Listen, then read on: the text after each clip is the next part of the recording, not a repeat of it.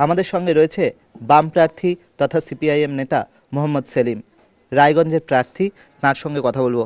সেলিমদা, প্রথমেই আপনার থেকে যেটা জানতে চাইবো, উত্তর কলকাতায় প্রার্থী হয়েছিলেন, সেখান থেকে রায়গঞ্জ, এই যে দূরত্বটা অতিক্রান্ত করে এখানে এলেন, সেই দূরত্বটা কি অতিক্রম করতে পারছেন?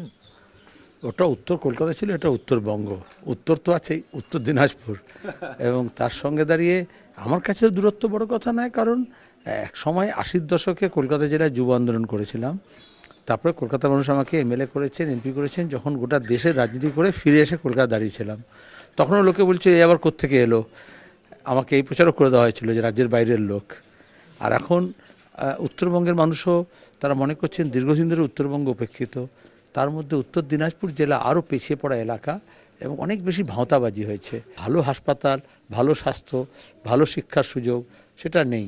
একটা বড় অংশের মানুষ পাশের রাজ্যে যেতে হয় কাজ কারবার, ব্যবসা বাণিজ্যের জন্য। সেটা তো রাজ্যের ক্ষতি।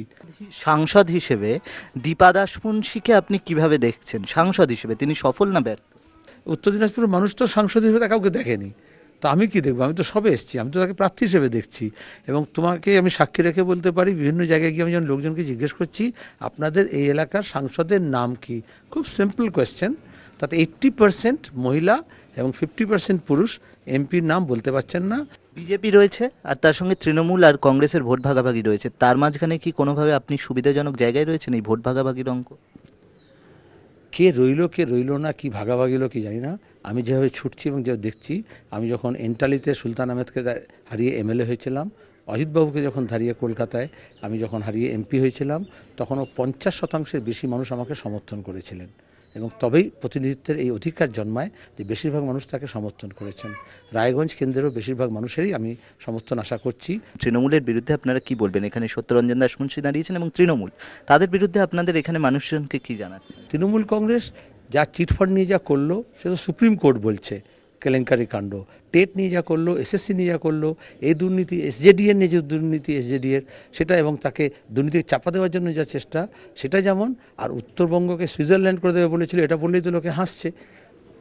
আপনার বিরুদ্ধে একটা অভিযোগ, আপনি বহিরাগত। গুজরাট থেকে উড়ে এসে বেনারসে যদি উত্তরপ্রদেশে মোদি দাঁড়ায়, তাহলে দেশের নেতা। আর মোহাম্মদ সেলিম গোটা রাজ্যের নেতা, রাজ্য সম্পাদক মণ্ডলীর সদস্য এবং ছাত্র যুব আন্দোলন করেছে গোটা দেশ জুড়ে, সে যদি রায়গঞ্জে দাঁড়ায় তাহলে বহিরাগত। আমরা কথা বললাম মোহাম্মদ সেলিমের সঙ্গে, তিনি জানিয়ে দিলেন তিনি বহিরাগত তো নয়নি, তিনি মানুষের অত্যন্ত কাছের এবং অন্তরঙ্গ মানুষের, এবং সেই হিসেবেই তিনি তার প্রচার চালাচ্ছেন এবং সমস্ত শরিক দলদের নিয়ে বিভিন্ন জায়গায় তিনি পৌঁছে যাচ্ছেন। ক্যামেরায় ভগবান সার সঙ্গে অর্ণব মুখোপাধ্যায়, এবিপি আনন্দ, রায়গঞ্জ।